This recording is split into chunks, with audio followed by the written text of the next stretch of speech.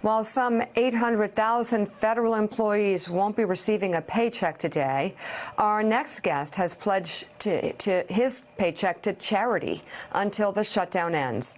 The Democrat who flipped New York City's only Republican-held district, newly sworn-in Congressman Max Rose, joins the conversation now. Welcome to the show. Good to have you on board. Congratulations. Thank you so much for having me, and thank you. So, well, let's see. You received the Purple Heart, the Bronze Star. You served in Afghanistan, and now you're in Congress. Is this what you expected to confront? I mean, this is crazy. You're voting to end the shutdown. It's an absolute disgrace. You know, normally swearing-in day is a moment to be with your family, and it's a day of celebration. And, you know, our swearing-in day was a day of sorrow and disgust at the state of our government. You know, we can't play politics with American lives, and I believe that that's exactly what is happening today. So what can Democrats and Republicans do beyond the president? And I say that because the president has already, you know, dismissed deals that had bipartisan support. And he's proven on many levels, but especially in this negotiation, that he can't be trusted. Even if you had a deal with him, you wouldn't know whether it would actually follow through. What can Democrats and Republicans do without the president to end this shutdown? Well, remember that these are co-equal branches, and I sincerely believe that, well, first of all, today's a significant day because, as you mentioned, the American people, federal workers, are not getting their paychecks today. So I do sincerely believe that pressure is going to continue to build. People are honestly suffering, and at this point, I also believe that our homeland security is starting to be genuinely affected by this. So, you know, I urge my Republican colleagues in both the House and the Senate to unite around these very sensible bills for us just to reopen the government, even on a temporary basis, so we can have a genuine debate about how we can preserve our security, secure our borders, as well as uphold our values. I fear that we're being presented with these false choices, that somehow it's a decision between security or no security and a wall, and I think that's a false choice. Here in New York, always good to see you, sir. I wanted to ask you about, great to see you too, buddy. If the president does decide to go ahead, as he's threatened to do a number of times, declare a national emergency, what would be your reaction to that? And does Congress have any recourse there? What's the pushback if he does it? Look, you don't get to declare a national emergency just because you didn't get your way. When I swore an oath when I enlisted in the military, I must have missed that in the Constitution.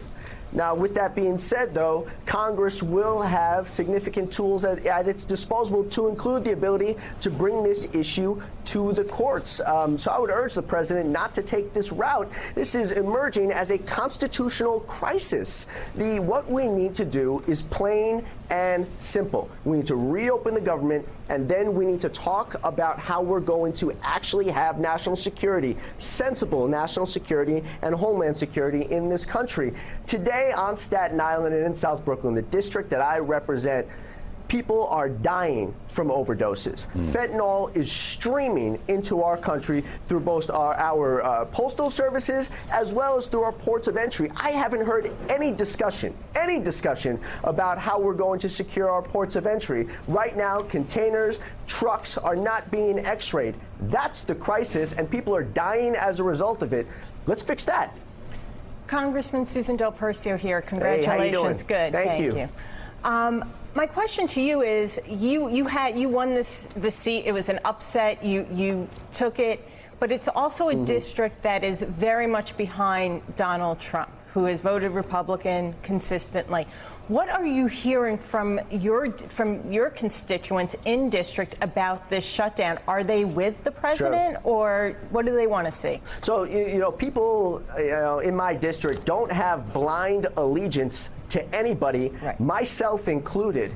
So, you know, we didn't think it was an upset on our campaign. I know the pundits did, but the reason why we won is because we spoke about a vision for this country where we boldly tackle problems. There's incredible nostalgia in my district, nostalgia for the Apollo Project, the Interstate Highway Act, a time when it felt like people put the country first. So what you see in my district, and I think throughout the country, is utter disgust disgust with the fact that we are not paying Coast Guard soldiers right now, disgust with the fact that when folks go to the airport, they have to pass TSA workers who they know aren't getting a paycheck, and they just want to see the government open back up. I've got parks in my district that aren't being cleaned right now. So you know what we're doing this weekend? We're going to go with a bunch of volunteers and clean up the parks ourselves, because if this government can't do its job, then we're going to have to start doing it ourselves. This is atrocious, and I do believe it lays at the president's feet. He started this, and right now we have to unite and open up this government back up. So, Max Rose, in a prior life, you worked alongside people and your lives literally depended on one another. You didn't know whether they were Republicans, Democrats, gay, straight, whatever. Absolutely. So how stupid does it strike you sitting there with 434 other members of Congress that you can't resolve this simple issue over this stupid wall? Stupid is exactly the word. You know, it does not feel yet like folks in Congress, and especially this president, are feeling the same sense of crisis that the American people are experiencing. So this is why we ran. And I'm not the only one. It's not just the soldiers, it's the diplomats, it's the CIA operatives. We've got to get this government working again. The Republican Party, they're not my enemies. When I was in Afghanistan, the Taliban, that was my enemy. Republican Party is not my enemy. This president is not my enemy. I just want to see us be functional again. And it's not just a system change. I do believe genuinely that there's a culture change as well. The culture is broken in Washington, D.C., and it's got to be fixed. All right, Max Rose, thank you very much for being on the show this morning. Thank you so much for having me again. Thanks, Congressman. Well, all right. Good luck. And, you know, I guess right after we hear from a Democrat who flipped a Republican-held district, it's good to point out the party. The Republican Party is suffering a bit. I just want to read Lindsey Graham.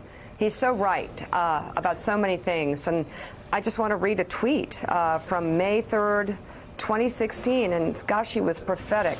Lindsey Graham, if we nominate Trump, we will get destroyed, and we will deserve it. Yep.